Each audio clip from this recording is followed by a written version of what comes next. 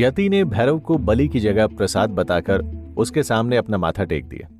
उसकी इस हरकत को देख और उसकी समझदारी से भरी बातें सुनने के बाद पुरोहित जी के चेहरे पर एक मुस्कान नजर आने लगी। आपने सही कहा था बाबा साहेब कि आपकी बहू के अंदर वो सारी क्षमताएं हैं जो उसे आपके परिवार का एक अभिन्न हिस्सा बनाती हैं। आज मुझे आपकी बहू से बात करके सच में बहुत प्रसन्नता हुई। आपकी बहू एक दृढ़ निश्चयी और सही के लिए आवाज उठाने वाली वो ठकुराइन है जो कभी भी आपके कुल को और इस गांव को गलत दिशा में नहीं जाने देगी। यति मुस्कुराकर बाबा साहेब और पुरोहित जी को देखने लगी। परसों पहले जो भी हुआ उसकी अपनी एक वजह थी। भैरव ने अपने लिए व्रत की अवधि को पूरा किया है। उसने जितने साल के लिए इस व्रत को लिया था वो साल पूरे हो चुके हैं और उसने अपने व्रत को पूरी निष्ठा से निभाया है, इसलिए वो इस पूजा का भागीदार है। साथ ही दुल्हन, आपने जिस तरह से इन सारे कठिन सवालों के जवाब दिए और अपनी सूझ और समझ से सही और गलत के इस मेल को अलग किया, इससे आपकी सूझबूझ और आपकी पतिव्रत सेवा साफ नजर आती है। इसलिए अब आप दोनों इस पूजा में बैठ सकते हैं। सच में पुरोहित जी, भैरव मेरे साथ पूजा में बैठ सकता है? आप सच कह रहे हैं ना? तो फिर इतने सालों से आपने उसे पूजा और मंदिरों से दूर क्यों रखा? इससे पहले दूध में मिले हुए पानी को किसी ने इस तरह से अलग ही नहीं किया था। भैरव के लिए व्रत की अवधि भी पूरी नहीं हुई थी और साथ ही और भी बहुत कुछ था जिसके बारे में अभी आपको जानने की जरूरत नहीं है। इसलिए आपकी आने वाली संतान के लिए हम इस पूजा को जल्द ही सही मुहूर्त पर संपन्न करेंगे। यति ने भैरव के हाथ को एक बार फिर से थामा और हवन कुंड के पास बैठा दिया। चलो, मैंने तुम्हारे एहसान को चुका दिया। आज के बाद तुम्हें इस समाज में वो हर हक दिया जाएगा जिससे तुम्हें दूर रखा गया था। अब तुम अपना सिर उठाकर लोगों का सामना करते हुए जियोगे, लोगों से छिपकर नहीं। यति के साथ पूजा करते हुए भैरव को आज हद से ज्यादा खुशी हो रही थी। भैरव ने कभी सोचा ही नहीं था कि कोई उसके लिए कभी इतना कुछ भी करेगा। भैरव ने आहुति देते हुए जब यति के हाथ को अपने हाथों में लिया, तब अचानक ही उसके दिल से एक आवाज आई। बाबा साहेब ने मुझे अपना नाम दिया था, मगर कहीं ना कहीं उस रिश्ते में कोई तो दूरी थी। हालांकि उन्होंने हमेशा मेरे भाई के सिर पर अपना हाथ बनाए रखा, लेकिन तहखाने की उस अंधेरी जिंदगी में समाज के ठुकराए हुए इंसान के साथ कोई अपना नहीं खड़ा था। आज तुमने जो मेरे लिए किया है, इसके बाद मैं तुम्हें मेरा परिवार कह सकता हूँ। अब तक मैं अकेला ही जी रहा था, लेकिन अब से मेरे परिवार का तुम हिस्सा होगी, जो मुझसे कभी अलग नहीं होगा। मेरी माँ और मेरे भाई के जाने के बाद मैं खुद को अनाथ महसूस करने लगा था, लेकिन मैं गलत था, क्योंकि तुम तो मेरा परिवार उसी समय से बन चुकी थी जब मैंने पहली बार तुम्हारी मांग में सिंदूर भरा था। यति ने भैरव के हाथ पर अपने हाथ को रखकर उसमें फूल और अक्षत लिया। भैरव ने उस पल पहली बार यति को अपनी पत्नी मानते हुए उसके हाथ को प्यार से थामा और अपने मन में ही कहने लगा, अब से मैं अपने इस रिश्ते को हर पल पूरी ईमानदारी से निभाऊंगा। मैं भी एक अच्छा इंसान बनूंगा, अपनी खामियों को मिटाऊंगा और तुम्हें हर मुसीबत से बचाऊंगा। तुम मेरा सच्चा रिश्ता हो, तुम मेरा परिवार हो और अब से तुम ही मेरी पहली पहचान बनोगी। पहली बार भैरव को समाज के सामने पूरे हक के साथ पूजा में शामिल किया गया था। भैरव के हाथ में यति का हाथ था और पुरोहित जी मंत्रोच्चारण कर रहे थे। भैरव ने इससे पहले इतना सब कुछ अपने लिए कभी नहीं देखा था। उसके लिए ये सारे ही एहसास बिल्कुल अलग और नए थे। उसे अंदर से बेहद अच्छा महसूस हो रहा था। भैरव ने जब देखा कि लोगों की नजरें उस पर ही हैं, तो अचानक से ही वो खुद को संभालने और संवारने लगा।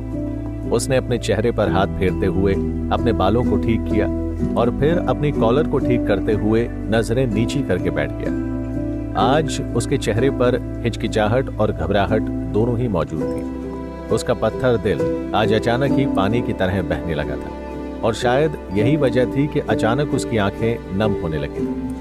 उसका दिल अचानक से ही भारी होने लगा। उसने धीरे से अपने बाजू से अपने आंसुओं को बहने से रोका और फिर चुपचाप से हवन कुंड की ओर देखने लगा। यति की नजर भी भैरव पर ही थी।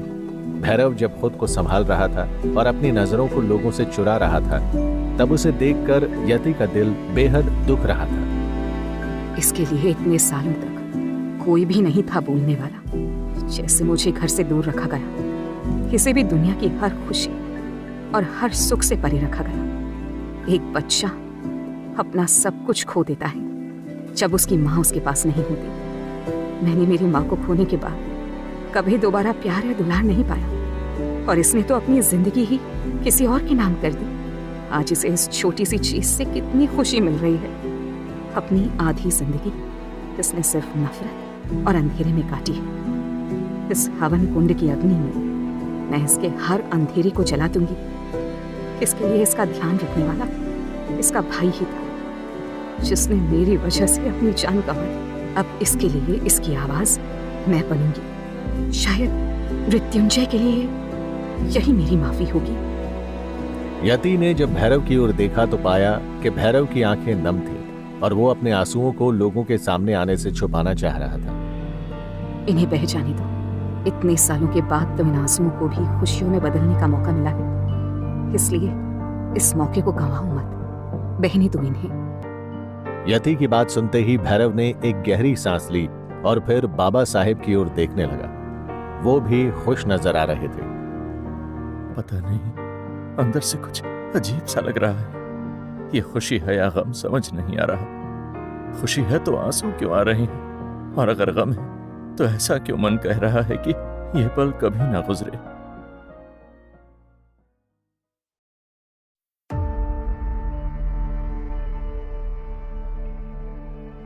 एक तरफ जहां भैरव और यति साथ में पूजा में बैठकर खुश थे, वहीं बाबा साहेब और समर्थ भी उन दोनों को देखकर आपस में खुशी जाहिर कर रहे थे।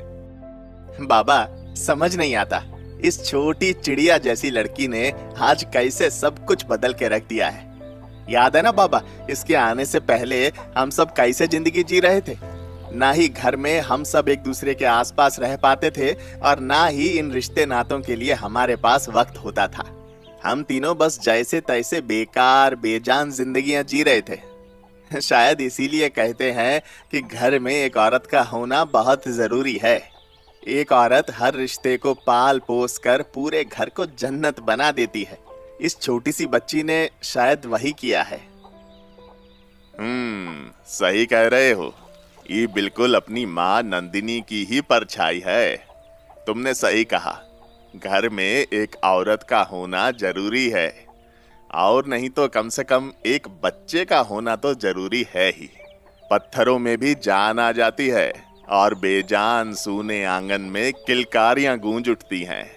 और हमारा घर भी अब बहुत जल्दी किलकारियों से गूंजेगा।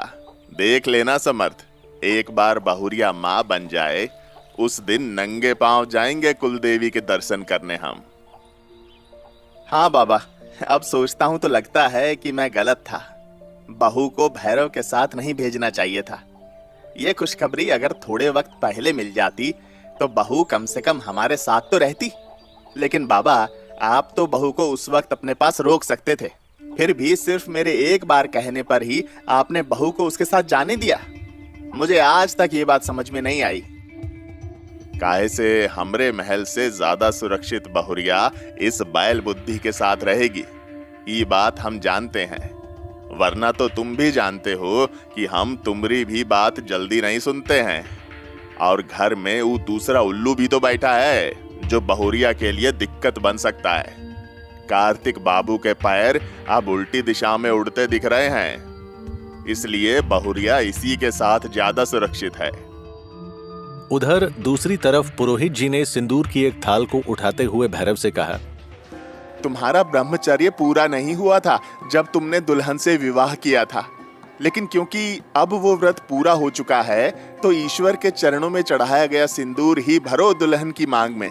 और दुल्हन आपकी मांग सूनी है, इसलिए आपको ध्यान रखना होगा कि एक ब्याहता स्त्री को मांग सूनी नहीं रखनी चाहिए।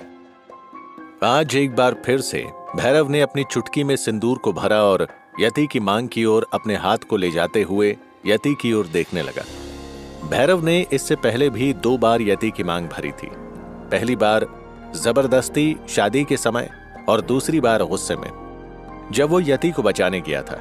लेकिन आज तीसरी बार जब वो पुरोहित जी के कहने पर यति की मांग में सिंदूर भर रहा था, तब उसके दिल में यति के लिए कोई गुस्सा या नफरत नहीं थी, बल्कि उसे ये बेहद नया सा महसूस हो रहा था, जैसे उसका कोई नया जन्म हुआ हो। यह उसके लिए बेहद खास था। लेकिन मांग भरने से पहले भैरव ने यति से कुछ पूछा, जिसका जवाब यति ने कुछ ऐसे दिया जिसे सुनकर वहां मौजूद लोग हैरान रह गए। इजाजत है ना? ये हक है तुम्हारा। यति ने अपनी आंखें बंद कर लीं और भैरव ने यति की मांग में सिंदूर भर दिया। बाबा साहेब, समर्थ, पुरोहित जी और गांव वालों ने भैरव के मुंह से इतने नरम शब्द पहले कभी नहीं सुने थे। जिस तरह से वो यति को देख रहा था और जिस तरह से इजाजत मांग रहा था, ये उनके लिए बिल्कुल नया था।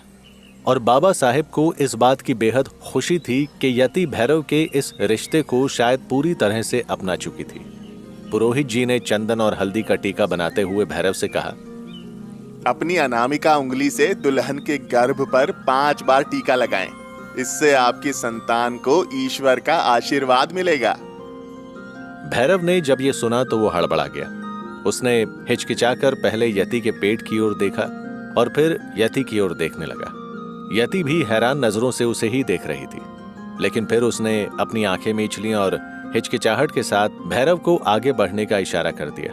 भैरव ने धीरे से अपनी उंगली में उस हल्दी चंदन के टीके को लगाया और फिर यति की ओर अपना हाथ ले जाने लगा। यति के पेट पर भैरव का हाथ लगते ही भैरव के हाथ कांपने लगे। यति समझ सकती थी कि भैरव के लिए यह कितना मुश्किल हो रहा होगा। अचानक उसने भैरव के हाथ को पकड़ लिया और उसके कांपते हाथों को थामकर टीका लगाने में उसकी मदद करने लगी। आज का दिन भैरव के लिए बिल्कुल अलग था। एक के बाद एक नई चीजें हो रही थी उसके साथ। जल्दी ही पूजा खत्म हुई और गांव में दावत शुरू हो गई। यति बाबा साहेब के पास खड़ी हुई थी और बाबा साहेब यति के हाथों से ही दावत में आ चुके लोगों को तोहफे दिलवा रहे थे। बाबा साहेब की खुशी देख यति को बुरा लग रहा था, क्योंकि अब तक उसने बाबा साहेब को सच नहीं बताया था और ना ही वो उनसे यह खुशी छीनना चाहती थी। इधर दूसरी तरफ भैरव समर्थ के साथ था। आप तो जानते हैं ना कि मुझे ये सब नहीं आता। क्या आप मुझे बताएंगे कि क्या करना है अब? बस मेरे साथ यहीं खड़े रहो, मैं सब संभाल लूंगा। और सुनो, अब से बहू का ध्यान रखना और उसे खुश रखना। मैं जानता हूँ कि ये तुम्हारे भाई का बच्चा है, लेकिन ये हमरे घर का चिराग है, इसलिए तुम्हें बहू को हर तकलीफ से दूर रखना होगा। तो उसके लिए मुझे क्या करना होगा? वो खुश कैसे होगी? हम जब से साथ हैं, न तो हमारी बहुत ज्यादा बात होती है और न ही मैंने कभी उसे खुश देखा है। शायद मेरा चेहरा उसे मृत्यु की याद दिलाता होगा।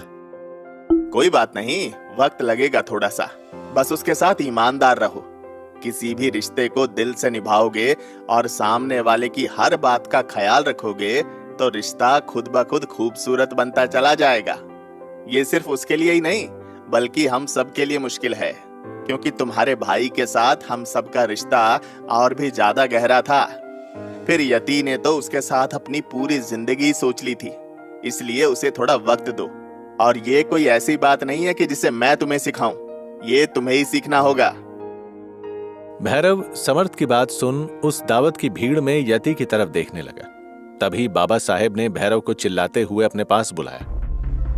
बहुरिया की तबीयत कब से खराब है? तुमने पहले काहे नहीं बताया हमको कि ये अभी तक ठीक नहीं हुई है? जा, इसे घर लेकर जा अभी, और जाकर इसे आराम करने देना।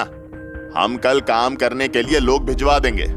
अब से हमारी बहुरिया काम नहीं करेगी एक भी। भैरव जल्दी से यति को लेकर अपने घर पहुंचा। उसने यति को बिस्तर पर बिठाते हुए उसके सिर पर हाथ लगाया और उसकी तबीयत चेक करने लगा। नहीं, बुखार तो नहीं है। फिर तुम्हें क्या हुआ है? बुरा लग रहा था बाबा को देखकर। उन्होंने उस छोटी अफवाह पर यकीन कर लिया। मुझे दिल से बुरा लग रहा है, सच में। यति ने जब नजर उठाकर देखा तो पाया कि भैरव यति को बस देखे ही जा रहा था। तुम ऐसे क्यों देख रहे हो? मैं तुम्हारे पास बैठ जाऊं? क्यों? मेरा मतलब, हाँ बिल्कुल बैठ सकते हो यहाँ। मुझे मेरे अंदर कुछ अजीब महसूस हो रहा है। क्या मैं तुम्हें अपने गले से लगा सकता हूँ? यति एकदम से चौंक गई। इससे पहले कि वो कुछ भी कहती, भैरव ने आगे बढ़कर यति को अपनी बाहों में कस लिया। इससे यति एकदम से बिल्कुल ठंडी पड़ गई। उसकी आंखें हैरानी से फैल गईं और उसकी धड़कनें मानो थम सी गईं। अपने सेंस में आते हुए यति ने भैरव की पीठ पर अपने हाथ को थपथपाया। सुनो, तुम दूर हटो। लेकिन अचानक भैरव ने उसे और भी ज्यादा जोरों से गले लगा लिया। बस 2 पल और, मैं तुमसे एक मदद चाहता हूं। मुझे भी एक अच्छा इंसान बनना है, जिससे सब प्यार करते हो, जिसे देखकर लोग मुंह न फेरें बल्कि उसे गले लगाएं। मुझे भी बाकियों की तरह खुशी से जीना है। क्या तुम मुझे वैसा बना सकती हो? बोलो, तुम मेरा साथ दोगी ना?